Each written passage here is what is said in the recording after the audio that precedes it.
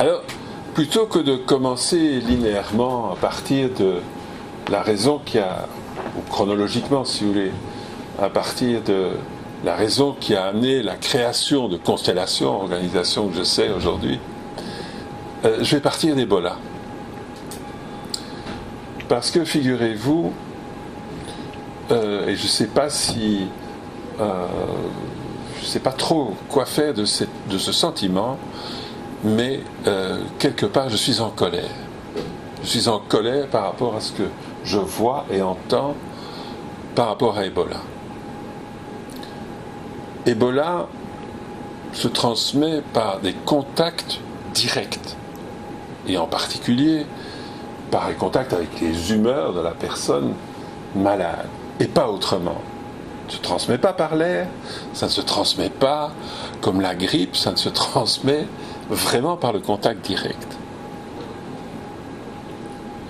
Au Congo, RDC, la première épidémie a eu lieu en 76. Il y a eu des morts, et puis terminé. Depuis, il y a eu 6 épidémies. Chacune de ces épidémies a été arrêtée par les Congolais, avec des petits moyens. Et aujourd'hui, on vous parle d'1 milliard de dollars pour arrêter l'épidémie.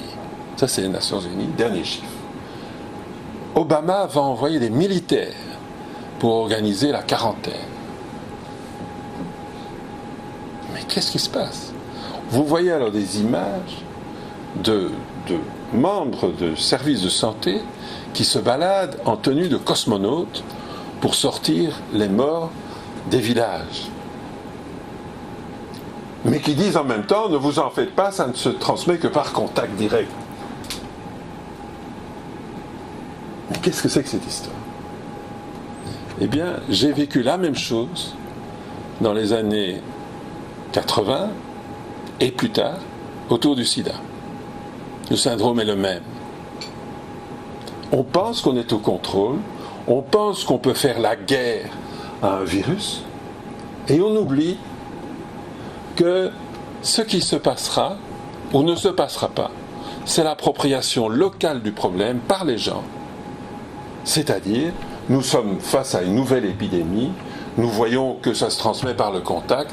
Comment allons-nous, membres de différentes communautés, villageoises, quartiers, faire pour poursuivre notre relation avec la personne malade, démontrer que nous l'aimons, et si elle décède, lui donner des funérailles qui soient dignes de nos coutumes, mais en même temps qui permettent l'arrêt de l'épidémie. Eh bien, cette question, elle n'est pas posée. S'il y a un malade ici, avertissez-nous. Nous allons venir. Bah ouais, mais ils viennent 4 jours plus tard. Qu'est-ce qu'on fait du mort pendant ce temps? Vous voyez? Ah non, ne touchez à rien. Mais attends, c'est ma mère, il faut quand même que je l'aide.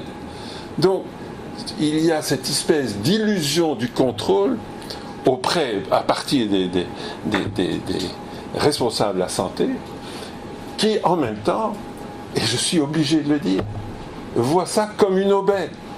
Ah, c'est l'occasion de revenir sur les médias, disant voilà, nous allons faire ceci, nous allons faire cela. Ce que j'observe et ce que j'entends, les seuls qui soient sur le terrain, c'est MSF. Et cette fois-ci, et d'ailleurs, nous préparons une proposition pour travailler avec eux. Parce que cette fois-ci, ils disent carrément on a besoin d'aide. Souvent, ils disent voilà, nous sommes les plus beaux, les plus grands, les plus forts, et on oublie les autres. Mais ici, ils disent aidez-nous, parce qu'on est KO, on est dépassé. Et cette fois-ci, on espère avoir une chance d'instiller un dialogue et de rappeler à la fois à la présidente du Libéria que la première ressource pour arrêter cette épidémie, ce sont ces gens, à elle. Ce n'est ni Obama, ni je ne sais quel président de quoi, ni le président de la Banque africaine de développement. C'est elle et ces gens. Ces gens ont la capacité d'arrêter ça. Quand il y avait la variole, mais les Africains arrêtaient la variole. Si vous demandez, mais aux vieux, comment est-ce que vous faisiez? Vous vous souvenez de la variole? Comment est-ce que vous faisiez? Ah ben oui, je peux, c'est Jean-François Rupol, c'était mon patron, qui a été sur la la RTB récemment, et qui m'expliquait hier soir, j'ai pris en vidéo d'ailleurs, il était le 3e médecin arrivé à Yambuku en 76, avec le docteur Raffier, un médecin français, et le docteur Boissa, un médecin congolais. Avant lui, il y avait eu le docteur Mouyembe, qui était allé, parce qu'il y avait eu cette drôle d'épidémie à Yambuku, tout près dans le nord de l'équateur, tout près de la ville de Mobutu. Et Jean-François raconte qu'il dit au vieux, mais quand il y avait la variole, comment faisiez-vous? Parce que la variole, ça se transmet c'est beaucoup plus dangereux, parce que ça peut se transmettre par l'air. Qu'est-ce que vous faisiez? Ah ben on construisait une hutte, hein. Toute personne suspecte allait se mettre dans la hutte, on ne la touchait plus, mais on amenait à manger, on amenait à boire. Et alors de deux choses l'une, elle survivait pas. Elle survivait pas, on brûlait la hutte. Terminé. Oui, mais ça au moins, les gens, autrement dit, démontrent leur capacité de gérer une épidémie par eux-mêmes. Mais si vous les aliénez en leur foutant la trouille, eh bien voilà ce qui se passe. Hein? L'économie s'arrête, les gens vont à la banque chercher leur fric, et tout s'arrête. Aujourd'hui, mon voisin devait aller au Mali, dans un truc humanitaire. Il avait acheté un billet low cost à 600 €. Hein. Eh bien, les humanitaires chez qui il devait aller, quelque part au Mali, ont dit « Ah non, il y a Ebola, nous on se tire. » Les humanitaires se tirent. Il n'y a pas d'Ebola au Mali. Mais c'est à la frontière avec la Guinée. La trouille est telle qu'on se tire. Ne venez pas, 600 € perdus. Mais ça, c'est juste un petit exemple. Et nos amis pilotes d'Air France qui disent on ne va plus là-bas. Mais attends, quel est ton plan? C'est quoi? Qu'est-ce que tu vas faire là-bas qui va te mettre en danger? Vous vous rendez compte? Donc, oui, je suis en colère. Parce qu'en effet, j'ai vécu ça. Et maintenant, revenons au sida. Quand moi-même, j'ai mobilisé les fonds, j'ai participé à cette campagne, j'étais à la Banque mondiale, j'ai fait la première, campagne mondiale de médias sur le sida et sur le fait que la Banque mondiale était le premier pourvoyeur de fonds dans la lutte contre le sida. C'était en 91. Et plus tard, donc j'ai participé à la fondation d'ONU-SIDA, la création d'ONU-SIDA, je représentais la Banque mondiale. Et puis j'ai demandé à être détaché de la Banque mondiale pour ouvrir ce qui est devenu le bureau régional pour l'Asie et le Pacifique d'ONU-SIDA. Après un an, j'étais libre, parce qu'il me semblait que c'était un Asiatique qui devait faire ça, et j'étais vivre dans une province de la Thaïlande du Nord. Dans cette province, 500 000 habitants, en 92, puisque c'est French Connect, il y avait 20% en juin 92 des conscrits militaires étaient séropositifs, c'est-à-dire porteurs du virus. 20% des conscrits militaires, c'est-à-dire tous les jeunes gens de 21 ans. Alors, vous êtes bien entendu des gens éduqués, vous lisez les journaux, vous vous intéressez à la vie. Quelle serait, d'après vous, la même proportion chez les conscrits militaires en l'an 2000, c'est-à-dire 8 ans plus tard, dans cette province de 500 000 habitants? Bon, toi tu sais, donc tu ne le dis pas, ou tu ne te souviens pas de ça, j'ai dû le dire pourtant. Alors, qu'est-ce que vous pensez? 20% en 92. Quelle était la même proportion en 2000? Ça a dû doubler, probablement. Là, c'était près de tout le monde. D'accord? Eh bien, c'était 0%. Donc, dans cette partie du monde, c'est-à-dire non seulement Payao, mais l'ensemble de la Thaïlande du Nord, les Thaïlandais ont pris les choses en main, ont arrêté les campagnes qui consistaient à faire peur, ont commencé à discuter pourquoi sommes-nous dans cette situation, que pouvons-nous faire nous-mêmes pour arrêter cette...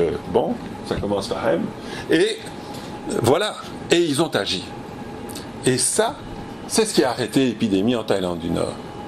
Autrement dit, je vais donner une illustration de ça pour illustrer mon propos. Payao est une province qui paraît pauvre, mais qui est en fait relativement riche, grâce, qu'il était au moins dans les années, début des années 90, grâce au commerce du sexe. C'est-à-dire que les parents louaient les services de leur fille à un agent qui envoyait des monnaies sonnantes et trébuchantes, souvent en dollars, ou c'était en dollars ou en Deutsche Mark et en Dieu sait quoi encore, en yens, parce que les filles étaient exportées, et la première rentrée de devises pour Payao en 95, c'était, parce que j'y ai vécu là 3 ans pour essayer de comprendre ce qui se passait, eh bien c'était les rentrées des femmes qui vendaient leurs services sexuels. Eh bien, des parents ont accompagné, ont fait un voyage d'études pour dire, mais nous donnons la fille là à ces agents qui disent qu'elles ont un bon job, on ne demande pas trop de quoi il s'agit, allons voir. Et les parents ont suivi les filles dans les bordels de Bangkok et d'ailleurs, et les massages par l'homme, etc. On dit non, ce n'est pas possible. En quelques années, il y a encore eu, bien sûr, ce n'était pas zéro, mais les filles sont parties à l'école plutôt que de partir vendues ou louées à ces agents. Les agents ont dû fermer. Les bordels, il y en avait 77 au début, en 92, il y en avait encore 7 quand j'y travaillais, c'était 3 ans plus tard. Autrement dit, ce que nous avons appris, ce que les Thaïlandais disaient, c'était oui, il faut faire des choses pour les gens, les services sont nécessaires. Il faut des services pour informer les gens. Il faut les informer, bien entendu. Il faut fournir les moyens de prévention, c'est-à-dire le préservatif dans ce cas. Il faut, si on en a les moyens, soigner les malades. Mais à l'époque, il n'y avait pas de traitement dans les années 90. Mais donc on a fait tout ça, disent les responsables des services. Mais c'est nécessaire, mais pas suffisant. Il y a eu cette appropriation locale du problème et l'action par rapport à ce problème. Autrement dit, le sida, ce n'est pas la variole. Pour la variole, il y avait un vaccin, on pouvait tirer sur les gens comme cible passive de nos interventions. Donc on pouvait y aller de manière militaire. Mais quand il s'agit du sida, la bataille n'est pas gagnée dans les centres de santé, la bataille est décidée dans les chambres à coucher. Et là, ni le médecin, ni l'infirmier n'est là. Et donc, ça modifie complètement l'approche. Il s'agit donc de stimuler la discussion pour la réflexion et pour l'action locale. Voilà. Ça, c'était le message. 98, je rentre à Genève, siège de NUSIDA, avec un rapport approuvé par le gouvernement thaïlandais. 12 personnes étaient venues évaluer le travail que l'équipe locale avait fait, avait entériné l'histoire, c'est publié et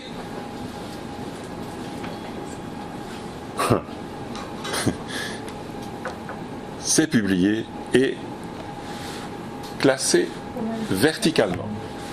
Les Thaïlandais sont différents, on ne peut rien apprendre d'eux, restons dans nos rails, continuons à faire les choses pour les gens. Les Ougandais disent la même chose, parce qu'en Ouganda, dans les années 90, l'épidémie reculait. Non. Les Brésiliens disaient la même chose. Au Brésil, le président du Brésil a dit « Moi, je n'ai aucun mérite. J'ai été poussé contre le mur, en principe par la société civile et en particulier par la communauté homosexuelle, qui a dit « Nous devons prendre... » Et l'accès aux soins, c'est pour tout le monde. Et donc, on vient d'adopter le droit à la santé dans la Constitution, il faut que nous soyons tous soignés. Et je n'ai aucun mérite, c'est la société civile qui s'est prise en charge. Et c'est de là qu'est venu les progrès, au moins, disons, les progrès ou l'absence vraiment d'explosion au Brésil. Et donc, pendant de 98 à 2004, j'essaye, avec une équipe, de faire remonter les expériences positives au niveau politique. Et c'était mon job, j'étais directeur, voilà, donc j'essayais de faire modifier la stratégie et politique mondiale pour que, en plus de la fourniture des services, il y ait un autre axe qui consiste à faciliter la discussion pour l'action locale. Et j'échoue. En 2004, je me dis c'est bon, nous n'y parvenons pas. Il est manifeste que même lorsque la délégation de la France exprime son intérêt pour l'approche, on l'envoie promener. Dit bon, il est temps qu'on s'en aille, qu'on reconnaisse l'échec et nous créons Constellation. Nous, c'est un groupe mondial, 12 personnes, à la fois des Thaïlandais, des académiques, des gens qui viennent du secteur privé, de BP, qui nous avaient aidés à mettre au point une approche que je vous détaillerai, je vous détaillerai pas, mais que je vous présenterai rapidement, et l'armée du salut, qui avait pour la première fois indiqué clairement que si on voulait prévenir, il fallait au niveau des villages soigner, qu'il y avait évidemment un lien immédiat entre le fait qu'on se souciait des malades et la prévention. Ça, il l'avait montré dès les années 80, etc. Un groupe de 12 personnes, et nous disons, voilà, créons la Constellation. Constellation, c'est quoi? Ce sont les communautés qui se prennent en charge et qui échangent entre elles à travers le monde leur expérience et l'inspiration qui vient du fait qu'on progresse. Donc ça, c'est Constellation. Mais qu'allons-nous faire? Eh bien, nous allions en fait offrir une approche qui consiste à deux choses. D'une part, l'appréciation des forces. Donc nous n'allions pas partir des problèmes, mais nous allions apprécier les forces présentes dans les communautés. Parce que c'est de cette appréciation que naîtrait l'action. Et non pas l'analyse ad nauseam des problèmes.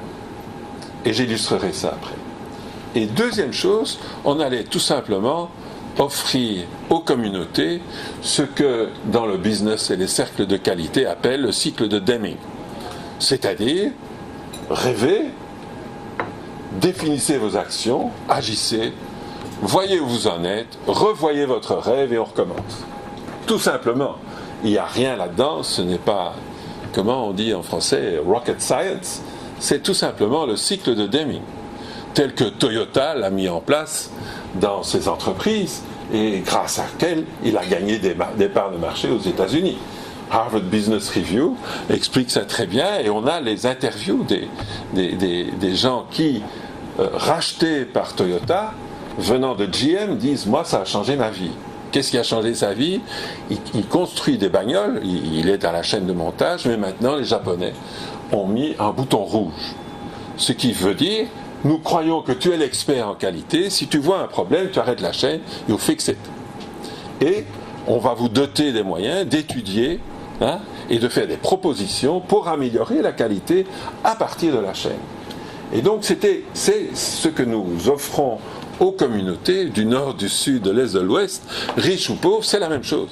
Dit, vous êtes les acteurs, vous êtes les experts, mais faites vous-même votre évaluation et agissez par rapport au problème tel que vous le voyez. Donc ça, ce sont les deux axes de ce que nous offrons. Les premiers qui ont été intéressés, c'était l'Agacan, le réseau de l'Agacan. Et en fait, les premières organisations qui ont été intéressées à s'attaquer au sida en ce que ça les concernait, c'était le réseau pour le développement de l'Agacan à Nairobi et à Mombasa. Qu'est-ce que c'est? C'est Nation Media Group, les producteurs de haricots que nous mangeons si nous allons chez Carrefour ou Colruyt, l'hôpital de l'Agacan, les madrassas, les écoles, etc. Et donc, nous avons offert ça en disant, voilà, quelles sont vos forces, qu'est-ce que vous voulez, comment allez-vous adresser aux problèmes, etc., au sein même de l'ensemble de ces entreprises. Et le feedback a été, bon, on s'appelle réseau, mais c'est la première fois que nous sommes réellement un réseau.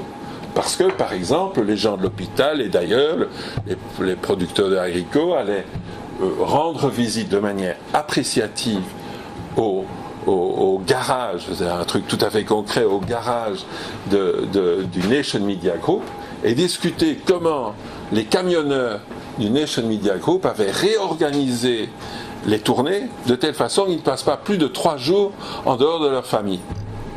pour réduire leur vulnérabilité au VIH. Ils expliquent ça, bon très bien, on va voir si nous, parmi nos...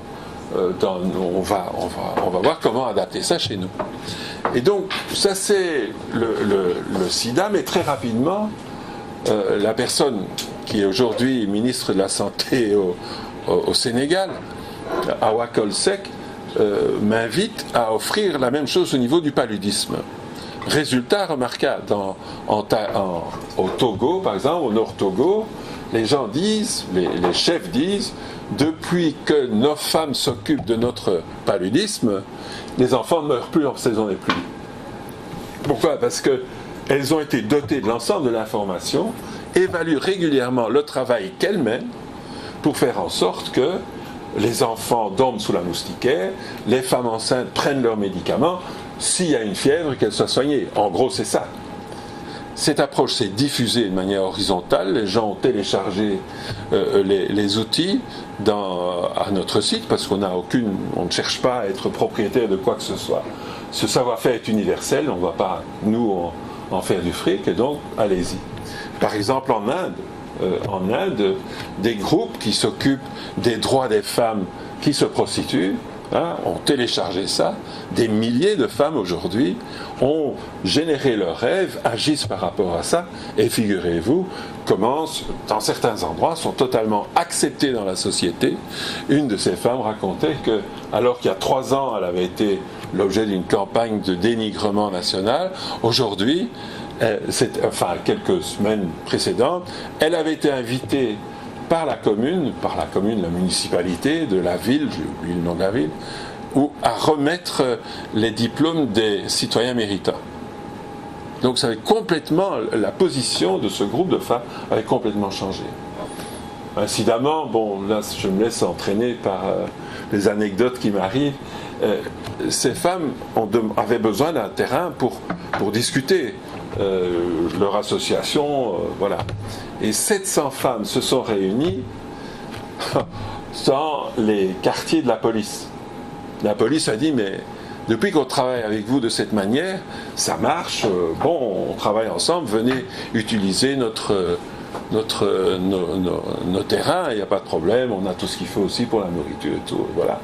Donc, transformation du regard qui permet une véritable action et le développement des dons et des capacités de personnes qui au départ sont complètement négligées, discriminées, marginalisées. Voilà un exemple extrait. Nous ne savons pas ce que c'est qu'un pays développé. Nous refusons ce langage. Nous savons ce que c'est qu'un pays riche, mais développé, je ne sais pas. La Belgique, pays développé, je ne sais pas trop. J'espère que non. J'espère que nous éliminons cette formation mentale et cherchions toujours à apprendre les autres. J'ai dit ça à Louis Michel et il a oublié de répondre, mais bon, ça va, c'est pas grave. L'homme avait beaucoup de questions, donc il a peut-être oublié, au fond. Mais ça veut dire que nous offrons la même démarche en Belgique. Et pour donner 2 exemples, à Faubourg, quartier de Vilvoorde, nous avons lancé la même démarche. Il y avait un problème de violence. Les gens ont dit, voilà, en particulier les anciens, les Flamands, qui ont vu arriver plus de 70 nationalités, ça s'est bien passé. Et puis, les derniers, ça ne se passait plus très bien. C'était des Bruxellois de certains quartiers qui arrivaient, puis c'était la drogue dans le parc, on commençait à taper sur le libraire, etc. Et l'ambiance n'était plus. Eh bien, aujourd'hui, le quartier dit Faubourg Herleeft. Et je dois aller, le mois prochain, je suis invité par le bourgmestre, parce qu'il dit, mais qu'est-ce qui se passe ? Est-ce qu'on peut faire ça dans tout Vilvoorde ? Et les Chefins nous a approchés, les Chefins à l'éducation, ont dit, nous avons nos petits amis là qui partent en Syrie, est-ce que vous ne pensez pas qu'on pourrait faire quelque chose avec les jeunes autour de leurs rêves et de ce qu'ils peuvent faire ici ? Donc ça, c'est le genre de choses qu'on explore. Et publicité pour Grédoisseau, mon village, je me suis dit, ce truc-là, moi je dois l'appliquer chez moi, j'ai envie de rendre ce que j'ai appris dans le monde à ma propre communauté, j'habite là, et le 11 et le 12, nous organisons le G100 à Grédoisseau, c'est-à-dire 100, peut-être un peu moins, on verra si il y aura 100 personnes de mon village qui voudront venir, qui déclineront leurs rêves pour la commune dans 20 ans et verront ce que nous, en tant que citoyens, pouvons faire par nous-mêmes.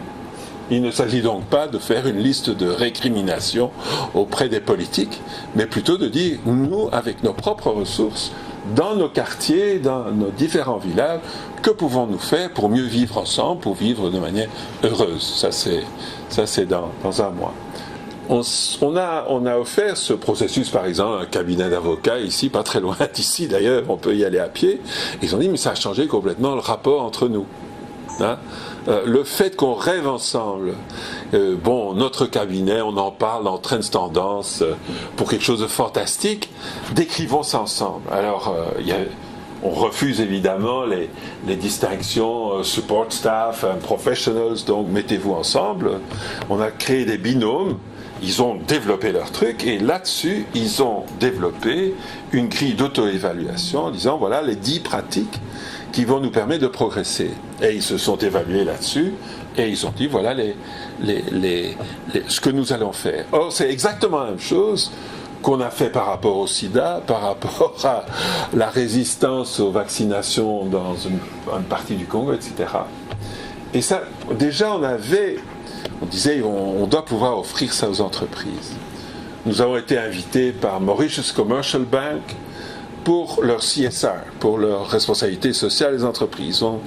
Ça s'est frappé par la petite porte, je dirais. On n'est pas encore dans le mainstream de l'entreprise. Mais là, il s'agit de s'adresser au niveau national avec une plateforme invitée par la banque, bureau du Premier ministre, bureau de la santé, organisation sociale, groupe de personnes ex-utilisateurs, tout ce beau monde est là et on agit ensemble par rapport à la question de la drogue. Je suis aussi tombé sur un livre, on fera ça à la fin, que je vous recommande chaleureusement, c'est le livre de Frédéric Laloux, Reinventing Organizations.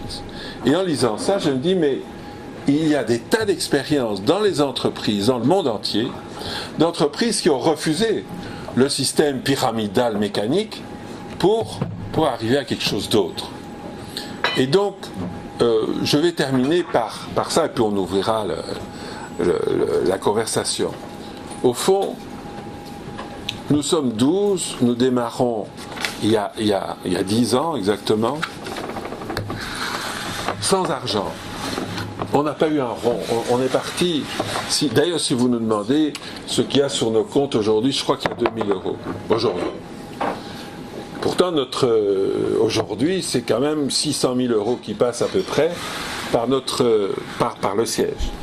Mais si on voit, on a eu 85 partenariats avec différents groupes. L'approche, on sait que l'approche est pratiquée par des millions de personnes dans plus de 60 pays. Nous savons que nous avons formé au moins 10 000 facilitateurs de cette approche, dont 5 000 au Congo, avec des résultats. Par exemple, on les appelle et le choléra dans les zones où ils travaillent s'arrête, parce que les gens arrêtent le choléra, pas les services de santé. Ou encore, il y avait un foyer très dangereux du point de vue de la polio, parce qu'il y avait encore du virus en circulation, dans le nord du Katanga. Les amis d'RDC Compétences y vont, bravant les risques, bien entendu, pour leur vie. On est en zone où il y a des rebelles et des bandits de toutes sortes. Eh bien, dans tous les districts sanitaires où ils ont travaillé, en 6 mois, plus 60% de vaccination par la 3e prise de polio, avant l'âge d'1 an. Contrôle les 3 zones de santé, c'est-à-dire les districts sanitaires où ils n'ont pas travaillé, moins 15%. Donc ça marche ce truc, ça je vous le garantis. Et donc voilà, il y a tout ça, comment est-ce qu'on y est arrivé? Et je dirais donc 3 réflexions. La première chose, c'est l'appréciation. Alors l'appréciation, c'est pas du bisounours, c'est pas je refuse de voir ce qui ne va pas et je vous dis combien vous êtes belle et beau, etc. même quoi que j'en pense. C'est pas ça du tout. L'appréciation, c'est vraiment, je dirais, arrêter le mental, se retrouver en connexion directe avec le groupe dans lequel on se trouve. Et là, il se passe des choses assez extraordinaires. C'est Krishnamurti, penseur indien, qui, dans Se libérer du connu, dit « Lorsqu'on arrive à cette situation où, dans une communauté, il n'y a plus, entre le visiteur et le visité, de eux et nous, et il n'y a qu'un grand nous, à ce moment, l'action est immédiate. Et ça, c'est notre expérience. » Donc voilà, ça c'était une première chose. Une deuxième chose, l'expert est remis à sa place. On voit bien qu'aujourd'hui, parce que vous êtes co-découvreur du virus, on vous demande comment lutter contre ce virus. Mais ça n'a rien à voir. Ça n'a rien à voir. C'est pas parce que vous êtes un bon scientifique que vous savez comment les villages fonctionnent, etc. Ça n'a rien à voir. Vous êtes économiste, vous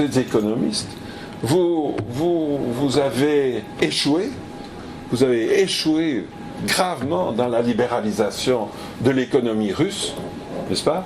Mais parce que vous êtes économiste à Yale, vous pouvez ensuite faire des prescriptions au gouvernement africain et vous faites des prescriptions et vous dites voilà, c'est très simple, c'est facile, il suffit de mettre en place des activités coût efficaces et nous allons atteindre les objectifs du millénaire.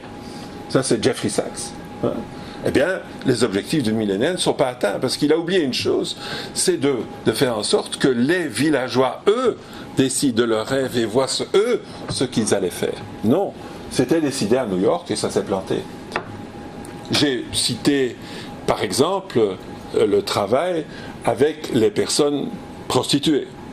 Mais je peux dire la même chose sur des tas d'autres choses et sur des tas d'autres situations. Ce curé de l'église catholique grecque du sud de l'Inde se retrouve, il a 40 ans, et il se retrouve en visite d'appréciation dans une association de Chiang Mai. Nous sommes une réunion d'échange du savoir-faire. 9 pays étaient représentés, 9 pays d'Asie. Et j'ai oublié son nom, n'importe. Il écoute cet homosexuel raconter sa vie, ce qu'il a fait, pourquoi il a lancé The Pink House, où les personnes de toute orientation sexuelle sont bienvenues et se sentent à l'aise. Et à la fin, nous faisons toujours une réflexion après l'action. Qu'avons-nous appris? Qu'est-ce que nous pouvons ramener dans notre contexte? Et il dit, en anglais, voilà, pendant toute ma pastorale comme curé, j'ai enseigné à haïr la personne homosexuelle. Ça a été mon enseignement. Et puis parce qu'il était dans l'esprit appréciatif, j'ai dit, mais c'est pas possible. Dieu ne peut pas haïr cette personne. Quand je rentre, je change mon enseignement. Il y a quelqu'un à côté de lui, son ami, tamoul, qui dit, mais qu'est-ce que tu racontes? Tu peux me traduire parce que l'anglais. Alors il lui explique. Il dit, mais attends, c'est vraiment ce que tu as dit. Là, sur place, il dit, écoute, ça fait 10 ans qu'on travaille ensemble, je n'ai jamais osé te le dire, j'en fais partie. Cet homme de 45 ans, grand et costaud, raconte cette histoire le lendemain à 80 personnes. Et bien sûr, ça a diffusé comme une traînée de poudre. Donc, voilà, c'est un exemple. Quand nous sommes dans une communauté, quelle qu'elle soit, à Vilvoorde ou à Port Moresby, en Papouasie-Nouvelle-Guinée, notre démarche, c'est que nous sommes là d'une manière, si vous voulez, égoïste. Nous sommes là pour apprendre. De telle façon que nous apprenions de vous, communauté, et que nous puissions transférer ailleurs. C'est toujours notre démarche. Et donc, tiens, j'appelle nos filles, elle dit, Salt is still in my blood, je suis une businesswoman, hein, mais aujourd'hui je travaille à la promotion de l'allaitement naturel. Parce que là-bas, à Bornéo, les firmes, etc. Enfin, il vaut mieux, it's more fashionable de donner un biberon. Donc elle agit par rapport, et elle emploie la même approche par rapport à ça. Je ne lui ai pas dit and what in your business, mais bon, j'aurais pu. Hein? So what does it do in your business? Et donc ça c'est une première chose, cette appréciation. La deuxième, je dirais, c'est que quand il s'est agi de structurer ou de non structurer constellation, moi je venais de cette hiérarchie, surtout pesante, à la fois à la Banque mondiale et surtout à ONU-SIDA, où vous êtes tous dans des cubicules, j'avais 3 ou 4 chefs, enfin c'est un truc, pourquoi enfin. Je dis, il n'est pas question de reproduire ça. Nous n'allons chercher nulle part un modèle pour l'organisation. La seule chose, nous allons nous inspirer de la nature. Le sida est un processus vivant, la réponse devrait être un processus vivant. Comment nous organiser? Et donc, la première chose qu'on a dit, c'est la fonction crée l'organe, et pas l'inverse. Et par exemple, nous avons rédigé nos statuts de manière sans lire un quelconque statut, en demandant à un juriste quels sont le minimum légal. À part ça, nous avons écrit tout nous-mêmes, parce que le copier-coller, on n'en voulait pas. Ensuite, on a dit, mais quelles sont ces fonctions? Et on s'est organisé selon 3 fonctions, que nous appelons transfer, qui est le processus de transfert de cette approche dans de nouvelles organisations. Une autre, c'est share, c'est ce que je suis en train de faire, c'est le partage de cette façon de faire, de l'inspiration qui vient de ça, de l'énergie qui vient de ça. Et 3, c'est learn. Et learn, c'est le fait que nous mettons en temps réel à jour notre processus. Figurez-vous, il y a un bouquin là-dessus, c'est The Starfish and the Spider. Donc c'est l'étoile de mer et l'araignée. Et un très bel exemple d'étoile de mer, c'est les alcooliques anonymes, qui sont organisés de la même manière. Disent ce qui compte, c'est de partager la vision et les valeurs. Le reste vient ensuite. Et donc, spontanément, naturellement, on se réorganise de la même manière qu'on soit dans la brousse congolaise ou à Villevorde. Et donc, voilà, on n'a pas besoin de structurer tout ça. Et donc, The Starfish, c'est les nouvelles organisations. Le Starfish n'a pas de tête, l'intelligence est diffuse dans tous les bras. Et donc, vous enlevez un bras d'une étoile de mer, l'étoile de mer se reconstruit, et le bras reconstruit une autre étoile de mer. Et ça, nous le voyons vraiment, c'est infectieux. Cette façon de travailler se diffuse. Et des gens qui ont été associés dans un groupe sur un enjeu prennent la même manière de travailler sur un autre enjeu avec un autre groupe. Et donc, c'est cette diffusion que nous voyons. L'araignée, par contre, vous lui enlevez la tête, tout s'arrête. Vous lui enlevez une patte, elle ne revient pas. Et dans ce livre, je trouve ça intéressant, les conquistadors, eux-mêmes, évidemment organisés de manière hiérarchique, entrent dans le sud de l'Amérique du Nord et commencent par s'adresser, je ne me souviens plus, aux Cheyennes, veulent soumettre les Cheyennes, coupent la tête du chef et tout le monde s'aplatit en disant « Bon, d'accord, nous sommes vaincus, qu'est-ce qu'il faut faire ?» Mais ensuite, ils cherchent les Apaches, ils coupent la tête du chef Apache et il y en a un autre qui sort. Il dit « Mais c'est quoi? C'est pas normal, ça ne va pas !» Figurez-vous qu'il y a eu le même phénomène avec l'occupant rwandais au Congo. Ils ne comprenaient pas, on les a soumis, mais il y a toujours un chef congolais qui sort à gauche ou à droite, c'est quoi ce truc? C'est vraiment la même idée. Quand on parle de ces énergies humaines, le leadership peut être distribué, si vous voulez, et il est distribué. Dans la nature, le leadership est distribué. La troisième chose, c'est, au fond, c'est une manière de le dire, c'est nous ne refusons aucune invitation. Donc toute invitation, nous suivons l'énergie là où elle est. Ce qui veut dire que qui que ce soit nous invite, nous ferons en sorte qu'il y ait une réponse. Nous allons nous débrouiller. Vous nous invitez, on viendra. Comment, quoi, ça dépendra à la fois de vos moyens, de les nôtres, qui est sur place, etc. Mais aucune invitation n'est laissée pour compte. En même temps, il n'y a pas de problème. Si à un moment vous faites activement partie de notre organisation, parce que vous avez du temps, très bien, un jour on n'en avait plus, c'est bon. On n'est pas attaché à avoir un maximum de membres, c'est pas du tout notre truc. Notre histoire, c'est que la compétence, au départ, face au sida ou pour la vie, se diffuse plus vite que les enjeux. Il y a ces choses, c'est Laurence Vanney qui était donc DRH je crois que c'était le groupe Sécurité Sociale au SPF Santé, et elle a rendu son truc obsolète, elle a lâché tous les contrôles, plus de contrôle à l'entrée, à la sortie, tout ça, faites votre boulot, je suis sûr que ça ira. Et donc, Laurence Vanney a lancé cette idée du happy culteur. Si nous tous, dans nos domaines, qu'il s'agisse maintenant du for-profit ou du non-for-profit, dans nos organisations, si nous mettons au devant l'intuition du bonheur comme réel guide de ce que nous pouvons faire pour nous-mêmes et pour notre organisation, je crois qu'on a une bonne boussole. En tout cas, c'est celle que j'ai utilisée jusque-là. Jusque-là, ça va.